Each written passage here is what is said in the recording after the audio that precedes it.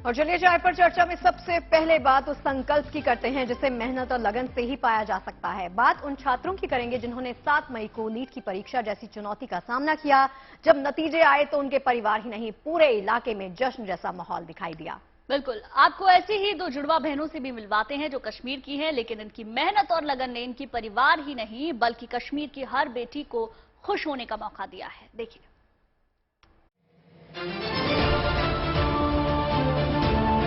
मंगलवार को national testing agency ने नीट परीक्षा के नतीजे घोषित किए तो पास हुए छात्रों और उनके परिवारों को जैसे खुशियों की मंगल सौगात मिली। कश्मीर के इस परिवार में भी खुशियां नाचने लगी। दक्षिण कश्मीर के कुलगाम जिले की दो जुड़वा बहनों ने भी ये एग्जाम क्वालिफाई किया। सैयद भीष्मा और सैयद साबिया की मेहनत रंग लाई। सक्सेस के पीछे मेरे पेरेंट्स का हाथ है और मेरे टीचर्स का बिल्कुल मैं उनका जितना थैंक यू करूं वो कम है।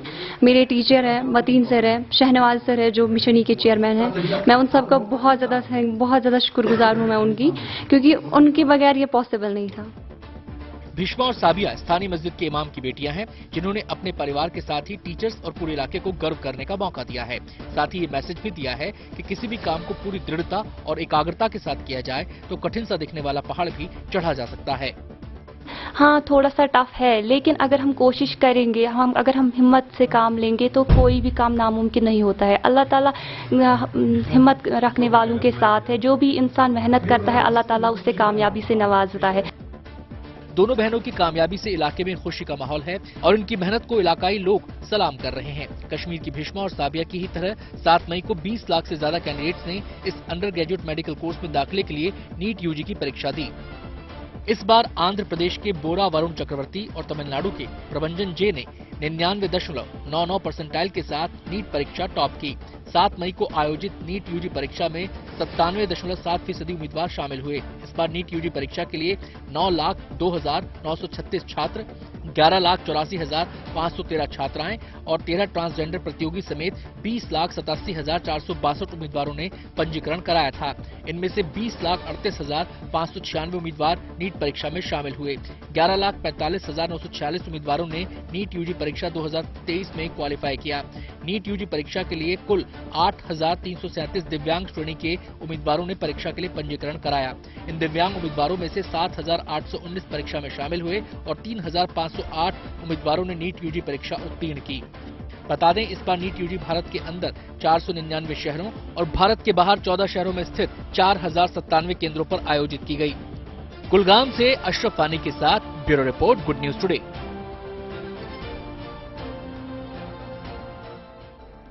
और नीट यूजी परीक्षा में सफलता हासिल करने वाले ऐसे ही कुछ छात्र हमारे साथ जुड़ रहे हैं। शुभम बंसल हमारे साथ जुड़ रहे हैं, साथ ही पार्थ खंडेलवाल हमारे साथ जुड़ रहे हैं और शशांक भी हमारे साथ हैं। आप तीनों का बहुत बहुत स्वागत है। सबसे पहले शुभम हमारे साथ है। शुभम से हम बात करते हैं। शुभम, बहुत बहुत बधाई, मेनी कांग्रेचुलेशन हमारी पूरी टीम की ओर से। Thank you, thank you. Shubham, कैसा लग रहा है? अब तो प्रेशर खत्म हो गया है एग्जाम का, अब तो आपने बाजी मार ली है, कैसा महसूस कर रहे हैं? अब तो मतलब बहुत बढ़िया ही लग रहा है। अब तो 1 महीने से कोई प्रेशर नहीं लिया है, उससे पहले तो था, बट 1 महीने से एकदम चिल है सब घर पे। बहुत ज्यादा 2 साल की नींद पूरी खत्म, पूरा कसर उतारी है इन 1 महीने में अभी। लेकिन जिस तरीके से आपने इतना अच्छा रैंक हासिल किया है, उसके बाद अब नई जिम्मेदारियां शुरू होने वाली हैं, तो कितनी तैयारी उनकी है? उनकी तो मतलब यही है कि जैसे एमबीबीएस अभी स्टार्ट होगा तो उसकी वैसे बुक्स तो खरीद ली है और उसको थोड़ा थोड़ा पढ़ना भी शुरू कर दिया है। बाकी तो देखते हैं, अभी तो 1 अगस्त से शायद सेशन स्टार्ट होगा तो उसमें तो पढ़ लेंगे। शुभम, आई एम श्योर कि और बच्चे भी इस वक्त आपको सुन रहे होंगे और देख रहे होंगे। मुझे ये बताइए कि जब भी पढ़ाई की तैयारी करते हैं, एग्जाम्स आपके सर पर होते हैं, तो प्रेशर सिचुएशंस को डील करते कैसे हैं? उस प्रेशर से कैसे निपटते हैं?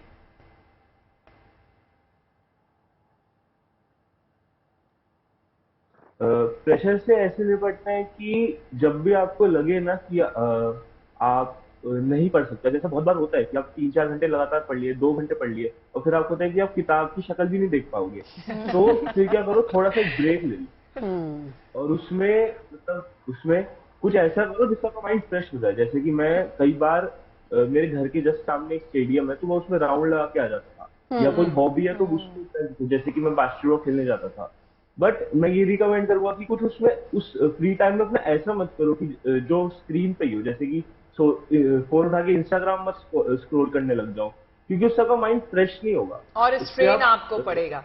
बिल्कुल बिल्कुल। पार्थ भी हमारे साथ जुड़ गए हैं, तो अदिति या गुंजन, आप लोग अगर कुछ पूछना चाहें मैं पार्थ पार्थ से। से ये जानना चाहूंगी कि जब रिजल्ट आने वाला था पार्थ, उससे पहले आपको क्या लग रहा था? उम्मीद थी कि आप क्वालिफाई कर जाएंगे? दिल में धड़क हो रही थी?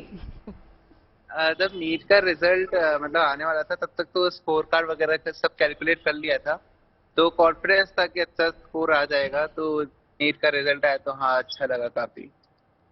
पार्थ, कितनी लंबी तैयारी लगी एग्जाम क्लियर करने में? और कई बार ऐसा होता है, कुछ बच्चे ऐसे होते हैं जो बचपन से ही जानते हैं कि हमें यही करना है, और कुछ के पेरेंट्स उनको बोलते हैं कि नहीं, आपको इसी फील्ड में जाना चाहिए। तो आप कौन से वाले बच्चे हैं? सॉरी, मैंने नहीं सुना। सवाल मेरा ये है, पेरेंट्स का सपना था या आपका सपना है? नहीं नहीं, ये कम्प्लीटली मेरा सपना था। 9th में मैंने डिसाइड कर लिया था कि मेरे को ये वाली फील्ड परस्यू करनी है, तो इसलिए मतलब मेरा ही डिसीजन था ये। शुभम, अगर आप सुन रहे हैं तो भाई आप लोगों की जो आपका रास्ता है आगे जो है, बहुत पढ़ाई पढ़नी पड़ती है। अभी तो शुरुआत ही है, अभी तो नीट यूजी आपने क्लियर ही किया है, लेकिन ये जो पूरी डॉक्टरी की जो पढ़ाई होती है ना, अच्छी खासी लंबी होती है। तो क्या तैयार है पूरी तरह से मेंटली इतनी पढ़ाई पढ़ने के लिए? हाँ मतलब ये तो डिसीजन लेने से पहले ही सोच लिया था कि अभी 10, 12, 14 साल पढ़ना ही पड़ेगा इस फील्ड में, उसके अलावा कोई। तो ये तो पहले से सोच के आए थे, और जब तक आपकी गोल पे आपकी निगाहें हैं तब तक। और आपका गोल क्या है शुभम? क्या गोल है? गोल ये है कि एक अच्छा डॉक्टर बनना है और लोगों की हेल्प करनी है। कौन सी स्ट्रीम आपने सोचा है? अभी तो ये सोचा है कि सर्जिकल फील्ड में जाना है, बट सर्जिकल में क्या स्पेसिफिक वो नहीं सोचा है। पार्थ, आपने कुछ सोचा है? अगर मेरी नीट पीजी में रैंक अच्छी आ गई तो डेफिनेटली मैं कार्डियो या फिर न्यूरो में जाऊंगा, वरना मेरा डर्मेटोलॉजी में भी काफी इंटरेस्ट है। अच्छा पार्थ, ये बताइए अभी कहाँ पर चिल कर रहे हैं? ये पीछे पेड़ पौधे पत्ते चिड़िया सब दिख रहा है, कहाँ प्रकृति की गोद में? एसएमएस में आया हुआ हूँ मैं अभी। कहाँ पर आए? एसएमएस कॉलेज में। अच्छा, तो क्या आज पार्टी करने का प्लान है? फ्रेंड्स से मिलेंगे और कुछ ऐसे लोग आपके साथ भी जुड़े हैं जिन्होंने क्वालिफाई किया हो और मिलके सेलिब्रेशन होगा? हाँ, मतलब वो चले गए। भाई शशांक भी हमारे साथ जुड़ गए हैं, उनसे मैं भी बात एक कर- सवाल शशांक आपसे जानना चाहती हूँ अब, क्योंकि आपने कहा शशांक है हमारे साथ। चलिए, शशांक नहीं है, लेकिन ये सवाल अगर मैं हमारे साथ शुभम भी है। शुभम, आज की तारीख में हिंदुस्तान में अगर हम मेडिकल फील्ड की बात करें तो आपको क्या लगता है मेडिकल स्टूडेंट्स का फ्यूचर, और भारत की जो मेडिकल फील्ड है वो अगर उसको कंपेयर हम दूसरी कंट्री से करेंगे तो कितनी ज्यादा अच्छी? क्योंकि यहाँ पर बहुत सारे बच्चे ऐसे हैं जो विदेश में जाते हैं पढ़ने के लिए मेडिकल की पढ़ाई। तो मेरे ख्याल से भारत में मेडिकल का फ्यूचर तो बहुत ज्यादा है, क्योंकि लाइक गवर्नमेंट हर साल बहुत सारी सीट्स बढ़ा रही है। लाइक अभी मैंने न्यूज पढ़ी थी, कुछ 50 कॉलेज अप्रूव किए हैं NMC ने। बिल्कुल। तो हर साल बहुत सारी सीट्स बढ़ रही है मेडिकल कॉलेजेस में, मेडिकल स्टूडेंट्स बढ़ रहे हैं, टेक्नोलॉजी बढ़ रही है, बाहर से भी आ रही है और खुद भी डेवलप हो रही है। तो मेडिकल का फ्यूचर इंडिया में तो बहुत ज्यादा है, और इंडिया का medical infrastructure one of the best कहते हैं वर्ल्ड में। और लोग बाहर जाते हैं, हाँ तो जाते हैं, बट लाइक जितना मैंने देखा है कि जिनसे नीट नहीं होता वो थोड़ा ज्यादा प्रेफर करते हैं बाहर जाना, लाइक रशिया, यूक्रेन, चाइना, ये सब। बट जिनसे नीट क्लियर हो जाता है वो इंडिया में ही रहना प्रेफर करते हैं, कुछ को छोड़ के, जो कि जैसे यूएसए में जाते। बट जैसे यूएसए है, उसमें जाने के लिए आपको यूएसएमएल देना होता है, बट वो आपको यूजी के बाद ही देना होगा। तो आप एमबीबीएस इंडिया से करोगे और यूएसए जाने के लिए फिर आप यूएसएमएल दो। बिल्कुल। शशांक हमारे साथ जुड़ गए हैं। शशांक, हमने काफी बातें कर ली है, बाकी जो छात्र हमारे साथ जुड़े हैं उनसे। आप ये बताइए, आप अभी भी काफी सीरियस नजर आ रहे हैं। भाई एग्जाम हो गया है, आपने नीट क्लियर कर लिया है, खुश हो जाइए। कैसा महसूस कर रहे हैं? कैसे सेलिब्रेट करेंगे अभी फिलहाल?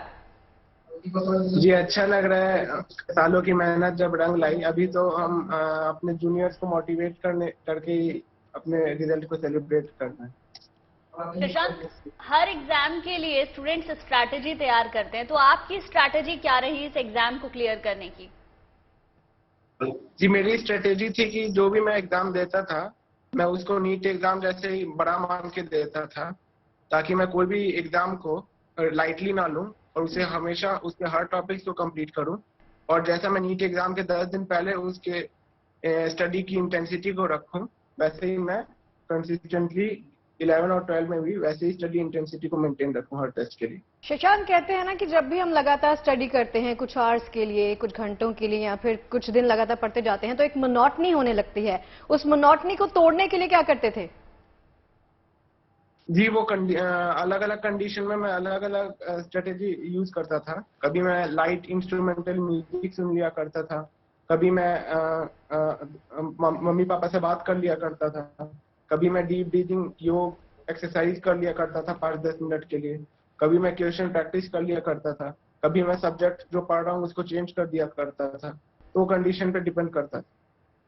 शुभम से जानना चाहूंगी। शुभम, आपने ही कहा कि अभी तो आप दिमाग से भी पूरी तरह से तैयार हैं, आने वाले कुछ सालों तक आपको लगातार पढ़ाई करते रहना है, ये अभी पहला ही पड़ाव है। लेकिन ये बताइए कि कभी कभी निराशा भी होती है कि कितना पढ़ते हैं हम और वो वक्त कब आएगा। आप टारगेट तक जल्दी पहुंचना चाहते हैं, डेस्टिनेशन तक जल्दी पहुंचना चाहते हैं, तो क्या आपको कभी एंजाइटी फील होती है? और अगर होती है तो आप उससे कैसे निपटते हैं? स्ट्रेस को किस तरह से मैनेज करते हैं? तो एंजाइटी तो मुझे ज्यादा कभी हुई नहीं, मतलब मैंने कभी ली नहीं। मेरे को ऐसा कभी था ही नहीं स्टार्टिंग से कि मेरे को टॉप करना है इसमें। बस ये था कि कोई गवर्नमेंट कॉलेज मिल जाए और वैसे मार्क्स मेरे स्टार्टिंग से आते रहे टेस्ट में। बट कभी कभी ऐसा होता था कि कम मार्क्स आते थे, तो उसमें अपने आप पे कॉन्फिडेंस रखना है। सेल्फ कॉन्फिडेंस सबसे बड़ा मोटिवेशन रहता है। अपने आप पे कॉन्फिडेंस रखो कि मैं कर सकता हूँ और अपने गोल पे आंखें रखनी है और स्ट्रेस नहीं लेना है ज्यादा, तो हो जाता है। जी पार्थ, आप बताइए, आप अपना स्ट्रेस मैनेजमेंट कैसे करते थे? वैसे आपको देख के लगता नहीं है कि आप किसी चीज का स्ट्रेस लेते हैं? भाई उन्होंने फ्रेम ऐसा बनाया हुआ है, हम उनके फ्रेम से जज कर रहे हैं। स्ट्रेस रिलीव करता था फैमिली से बात करके। शशांक, बहुत से लोग हैं जो आपको सुन रहे हैं, कई ऐसे होंगे जो एस्पिरेंट्स होंगे जो आगे एग्जाम में बैठेंगे, उनके लिए आप क्या टिप्स देना चाहेंगे कि किस तरह से बच्चे तैयारी करें और कब से तैयारी करना शुरू करें नीट यूजी के लिए?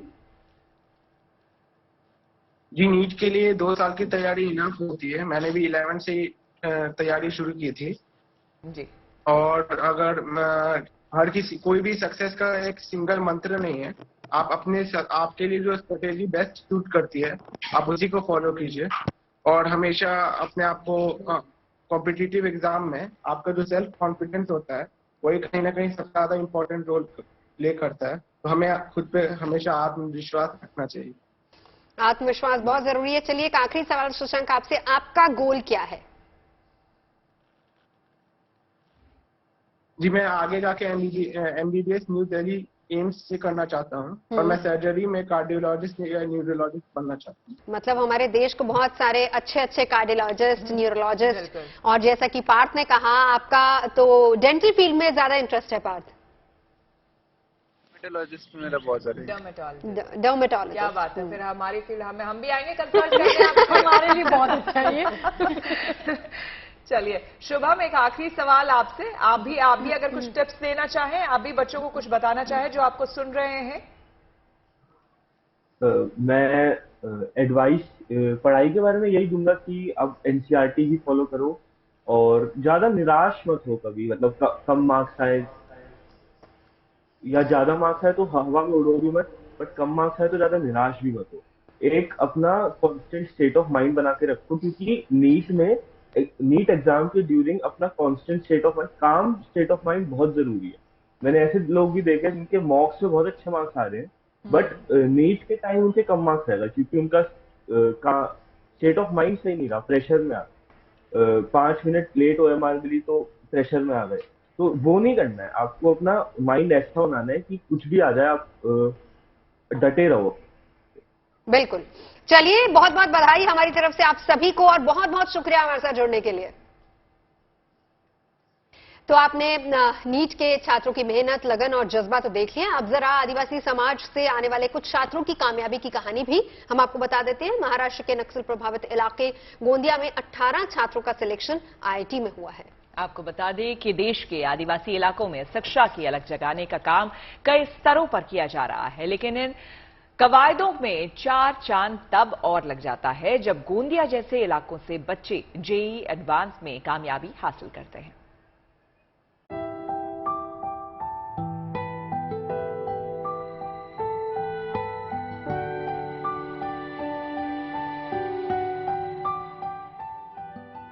महाराष्ट्र के गोंदिया में शिक्षा का उजाला फैला रहे हैं ये आदिवासी बच्चे।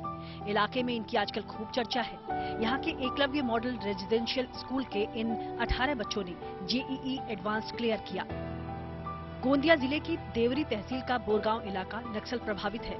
बावजूद इसके इन बच्चों के भीतर कुछ सीखने, कुछ करने की ललक ही थी, जिसे देख स्कूल के प्रिंसिपल ने भी इन बच्चों के भविष्य को आकार देने की कोशिशें शुरू की।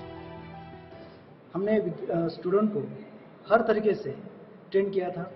इसके लिए जो स्कूल का टाइम टेबल होता है उसके अलावा यानी सुबह के 2 घंटे और शाम के 2 घंटे, ऐसे 4 घंटों का हमने एक अलग से नियोजन किया था जो खास जेईई एडवांस और नीट एग्जाम के लिए। और साथ ही में रिमेडियल क्लास और सुपरवाइज स्टडीज का भी नियोजन किया था, जिसमें बच्चों की जो भी डाउट्स होते हैं वो डाउट्स हमने क्लियर करते थे।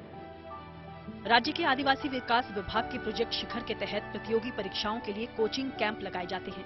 इस बार भी बोर्ड परीक्षाओं से पहले 45 दिन की कोचिंग इन बच्चों को मिली। प्रिंसिपल सर हमें हर बार मोटिवेट करने के लिए आते थे क्लास में कि करते रहो, आपको पीछे नहीं हटना है।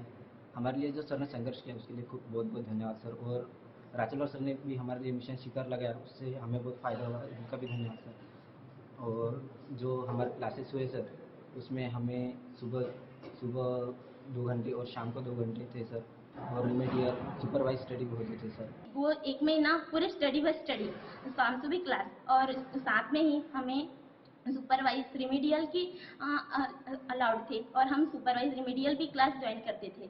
और इसमें हमारे टीचर्स भी थे जो हमें गाइडेंस करते थे, और मोटिवेशन के लिए तो हमारे स्कूल के टीचर्स भी गाइडेंस करते थे। और विकास राचलवार सर जो हमारे प्रोजेक्ट ऑफिसर है वो हमें बहुत सपोर्ट करते थे। जहां इन होनहार बच्चों के सपनों को पंख लगाए तो एकलव्य मॉडल रेजिडेंशियल स्कूल ने ही, लेकिन उन पंखों से कैसे सफलता की उड़ान भरी जाए, इसके लिए स्कूल टीडीडी के प्रोजेक्ट ऑफिसर विकास राचलवार की बेहतर प्लानिंग को सलाम कर रहा।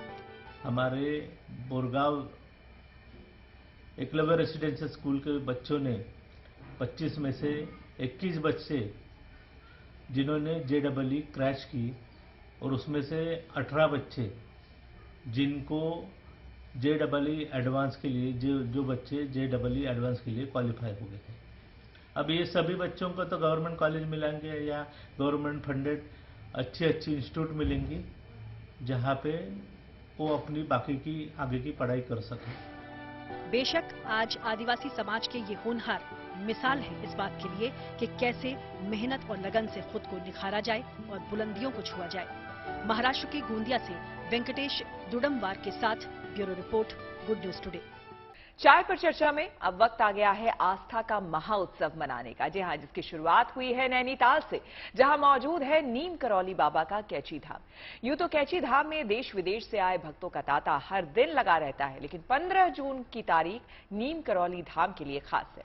देखिए, आस्था और भक्ति के इस केंद्र में दरअसल कल यानी 15 जून को महामेला लगने वाला है, क्योंकि 15 जून को नीम करौली धाम का स्थापना दिवस मनाया जाएगा, जिसकी तैयारियां लगभग पूरी हो चुकी हैं।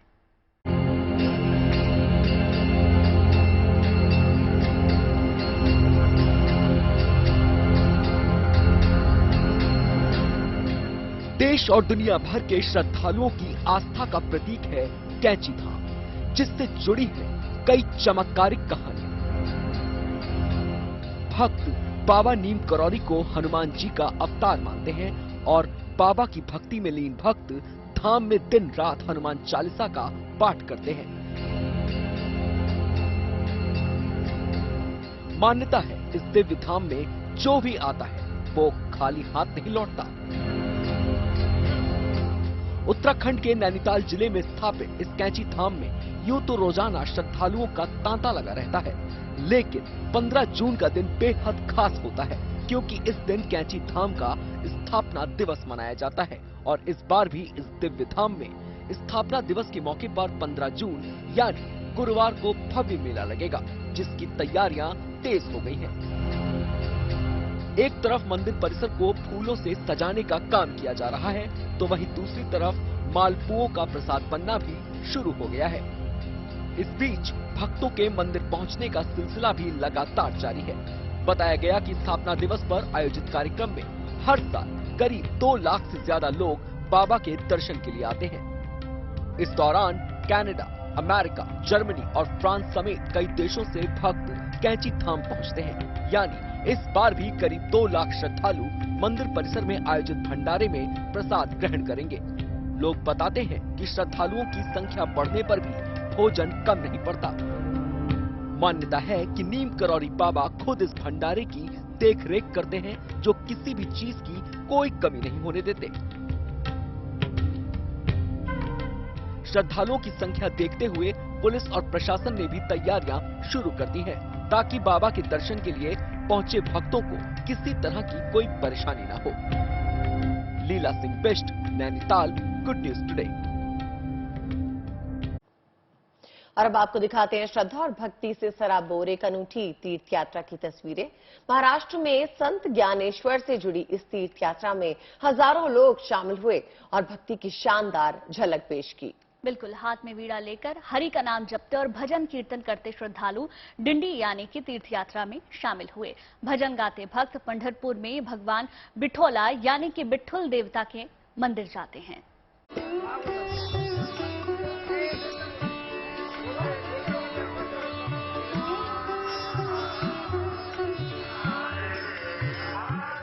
धूमधाम से निकली शोभा यात्रा।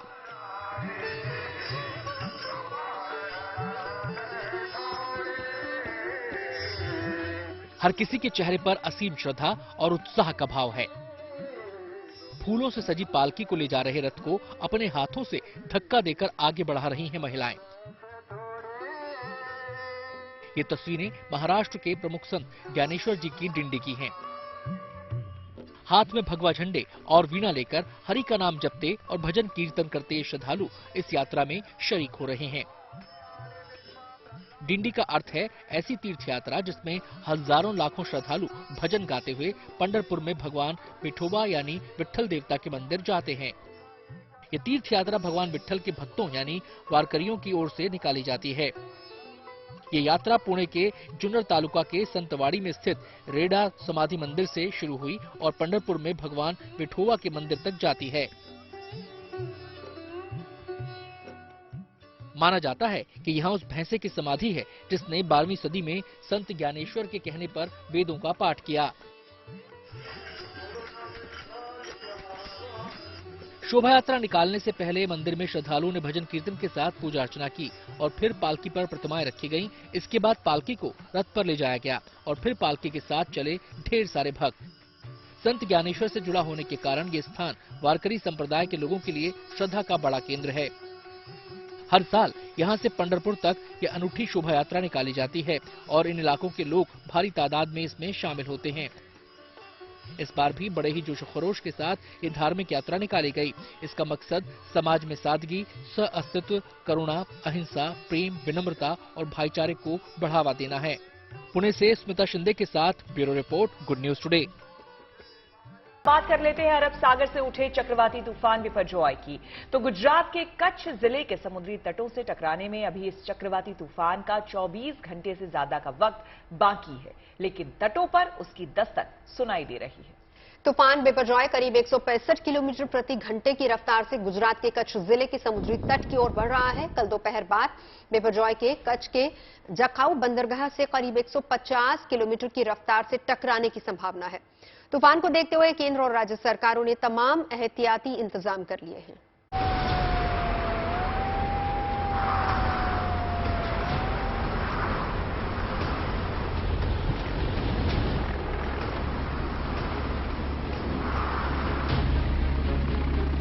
बिपरजॉय तूफान करीब 165 किलोमीटर प्रति घंटे की रफ्तार से गुजरात के कच्छ जिले के समुद्री तट की ओर बढ़ रहा है। गुरुवार यानी 15 जून को दोपहर बाद इसके कच्छ जिले के जखाऊ बंदरगाह से टकराने की संभावना है। बिपरजॉय के खतरे को देखते हुए मौसम विभाग ने कच्छ और द्वारका जिले में रेड अलर्ट जारी किया है। इसके अलावा गुजरात के 8 जिले हाई अलर्ट पर हैं। 15 तारीख इवनिंग को गुजरात कोस्ट में क्रॉस करने का संभावना है, यानी मांडवी से लेके कराची का बीच में जखाऊ फोर्ट का लगभग जखाऊ फोर्ट का आसपास होके क्रॉस करेगा। 15 इवनिंग को क्रॉस करने का संभावना है। बिपरजॉय तूफान से निपटने के लिए गुजरात में एनडीआरएफ की 15 और एसडीआरएफ की 12 टीमें तैनात कर दी गई हैं। इसके अलावा कोस्ट गार्ड और सेना की टीमें भी राहत और बचाव के लिए अलर्ट पर हैं।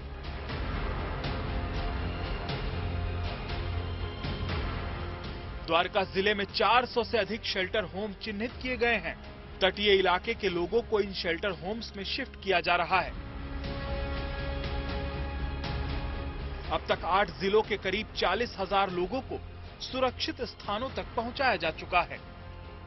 जिन इलाकों में रोड ट्रांसपोर्ट की सुविधा नहीं है, उन इलाकों में पुलिस के जवान दूध, फल और सब्जी जैसी रसद सामग्री खुद अपने कंधों पर ढोकर पहुंचा रहे हैं।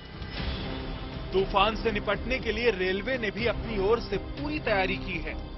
द्वारका, जामनगर और मोरबी में हमने एक मल्टी डिसिप्लिनरी टीम, जिसमें सारे डिपार्टमेंट के ऑफिसर शामिल है और एक सीनियर ऑफिसर के नेतृत्व में तैनात की गई है, जिससे कि वो वहाँ पे रिस्टोरेशन का काम देख सके। यात्रियों की सेफ्टी को ध्यान में रखते हुए हमने 36 ट्रेनें पूरी तरह से कैंसिल करी हैं और कुछ ट्रेनों को हमने शॉर्ट टर्मिनेट किया और शॉर्ट ओरिजिनेट किया है, जिससे कि राजकोट ओखा सेक्शन में, क्योंकि हमने राजकोट ओखा और राजकोट पोरबंदर और राजकोट वेरावल सेक्शन में हमने पूरा पैसेंजर ट्रेन और फ्रेट ट्रेन का मूवमेंट अभी बंद कर दिया है। बिपरजॉय तूफान का सबसे ज्यादा तांडव गुजरात के तटीय इलाकों में होने की आशंका है। खतरे को देखते हुए गुजरात के कांडला और नवलखी बंदरगाहों को पूरी तरह बंद कर दिया गया है। इन पोर्ट पर काम करने वाले स्टाफ को सुरक्षित स्थानों पर शिफ्ट कर दिया गया है। बिपरजॉय तूफान के गुजरात के कच्छ जिले के समुद्री तटों से टकराने में अभी 24 घंटे से ज्यादा का वक्त बाकी है, लेकिन तटों पर उसकी दस्तक सुनाई दे रही है। समंदर में तेज हवाओं के साथ ऊंची ऊंची लहरें उठ रही हैं। ये लहरें तटीय इलाकों में बनी इमारतों से काफी तेज गति से टकरा रही हैं। प्रशासन ने सभी रिहायशी तटों पर खतरे का साइन बोर्ड लगा दिया है, जिस पर समंदर के तट पर नहीं जाने की चेतावनी लिखी हुई है।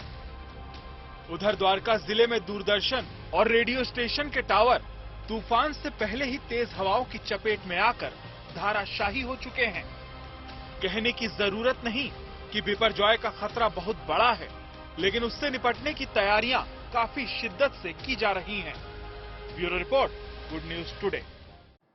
तो तूफान का हाल तो आपने देख लिया। अब आस्था और भक्ति की यात्रा की तस्वीरें आपको दिखा देते हैं। उत्तराखंड में इन दिनों चारधाम यात्रा जोर शोर से चल रही है। इसी राज्य में अब एक और यात्रा की शुरुआत हो गई है। पिथौरागढ़ में इन दिनों कैलाश यात्रा भी जारी है। आदि कैलाश पिथौरागढ़ जिले से लगी चीन सीमा के करीब है। यहां जाने के लिए परमिट जरूरी है। तो आज हम आपको अपनी इस रिपोर्ट में आदि कैलाश के दर्शन कराने के साथ ही बताएंगे कि इस यात्रा पर कैसे जा सकते हैं और कौन कौन सी ऐसी जगहें हैं जो आपको इस यात्रा में अद्भुत रोमांच का अनुभव करवाएंगी। ये है पिथौरागढ़ में चीनी सीमा पर मौजूद आदि कैलाश पर्वत। आदि कैलाश को कैलाश मानसरोवर का ही दूसरा स्वरूप माना जाता है। मान्यता है कि स्वयं भगवान शंकर यहाँ विराजमान है और इसीलिए सैलानी भगवान शिव के आशीर्वाद के लिए आदि कैलाश यात्रा करते हैं। चलिए आपको ले चलते हैं आदि कैलाश की अद्भुत रोमांचक यात्रा पर। यूं तो पिथौरागढ़ प्राकृतिक सौंदर्य से भरपूर है, इसीलिए यहाँ आना हर पर्यटक की आरज़ू होती है। खास तौर पर आदि कैलाश आने से सैलानियों की प्राकृतिक सौंदर्य देखने की इच्छा तो पूरी होती ही है, वो भगवान शिव का भी दर्शन कर लेते हैं। आदि कैलाश यात्रा पर जाने के लिए अब स्वास्थ्य परीक्षण भी अनिवार्य कर दिया गया है। धारचूला में मेडिकल के बाद यात्री आगे का सफर तय कर सकते हैं।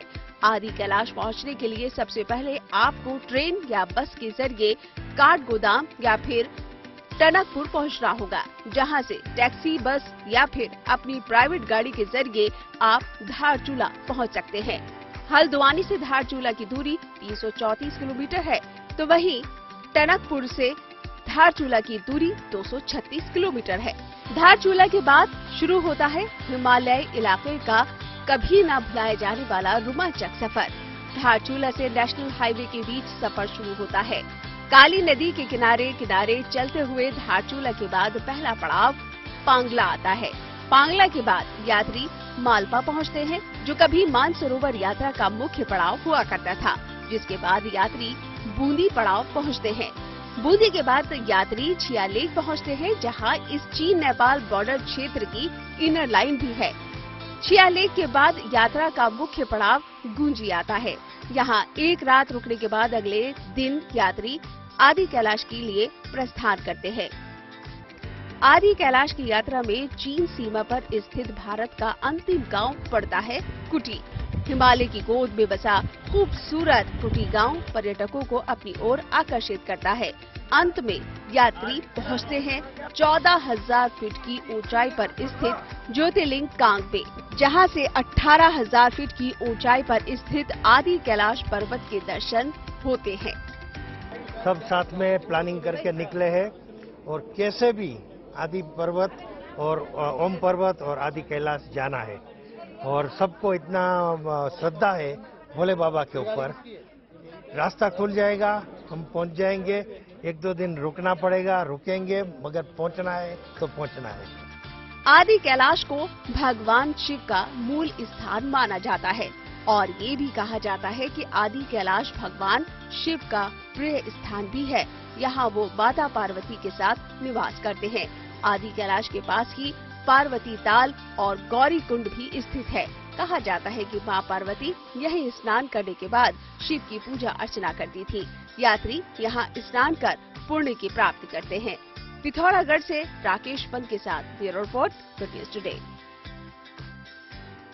देखिए, कमाल की पेंटिंग्स तो आपने बहुत देखी होंगी। जाहिर है कि आप टैलेंटेड पेंटर्स से भी मिले होंगे, लेकिन आज हम आपको एक ऐसे कमाल के कलाकार से मिलाने जा रहे हैं जिसका पेंटिंग बनाने का तरीका देखकर आप हैरान रह जाएंगे।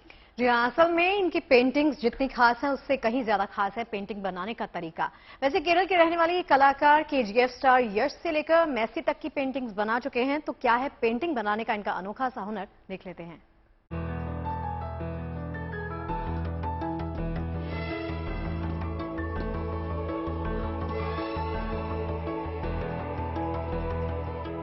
खूबसूरत पेंटिंग्स बनाने वाले तो आपने बहुत देखे होंगे, लेकिन केरल के कुन्नूर के रहने वाले अनज जैसा कलाकार आपने शायद ही कभी देखा हो। अनज ने अपने अद्भुत टैलेंट से कुछ ऐसा कर दिखाया जिसे देखकर आप भी हैरान हो जाएंगे। अनज ने रन मशीन विराट कोहली की एक ऐसी अनोखी पेंटिंग बनाई जिसकी तारीफ हर तरफ हो रही है। पेंटिंग जितनी खास है उससे कहीं ज्यादा खास है पेंटिंग बनाने का तरीका। अनज ने काले रंग में भीगी हुई बॉल को दीवार पर मार मार कर विराट कोहली के इस खास पोर्ट्रेट को तैयार किया है। अनज ने अपने इंस्टाग्राम अकाउंट पर इस पेंटिंग को बनाने का वीडियो शेयर किया है। इस तस्वीर को बनाने में अनज को 1 घंटे का समय लगा। अनज का ये हुनर कितना खास है इसका अंदाजा आप इस तस्वीर को देखकर भी लगा सकते हैं। फीफा वर्ल्ड कप के दौरान अनज ने वर्ल्ड चैंपियन अर्जेंटीना के कप्तान मेसी की पेंटिंग बनाई, लेकिन मेसी की पेंटिंग अनज ने हाथ से नहीं बल्कि अपने पैरों से तैयार की।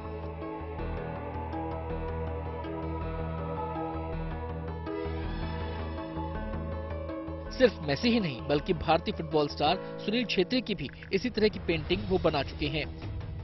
लोगों के हाथों में कला होती है, लेकिन अनज पर भगवान का ऐसा आशीर्वाद है कि वो हाथ से लेकर पैर तक पेंटिंग कर सकते हैं। Bureau report, good news today. देखिए, अब वक्त कह रहा है कि चलने का वक्त आ गया है और आज मैंने घड़ी भी पहनी है, तो इसलिए वक्त सही है बिल्कुल, और वक्त की बात मान लेनी चाहिए ये वादा करके कि कल आपसे फिर मुलाकात होगी। और कड़क चाय पर अच्छी खबरों की मिठास खुल जाए तो बात ही क्या, तो खबरों के साथ बातों का दौर कल फिर चलेगा। देखिए, जिंदगी में अगर खुश रहना है ना तो फुल ऑन एनर्जी रहना है, तो पॉजिटिविटी बहुत लाजमी है, इसीलिए चाय पर चर्चा भी जरूरी है। बिल्कुल, तो पॉजिटिविटी का बूस्टर डोज लेकर कल हम फिर आएंगे और आपको ढेर सारी अच्छी खबरें दिखाएंगे। तो कार्यक्रम में आज के लिए बस इतना, इजाजत दीजिए। कल की चाय साथ पियेंगे 5 बजे गुड न्यूज टुडे पर।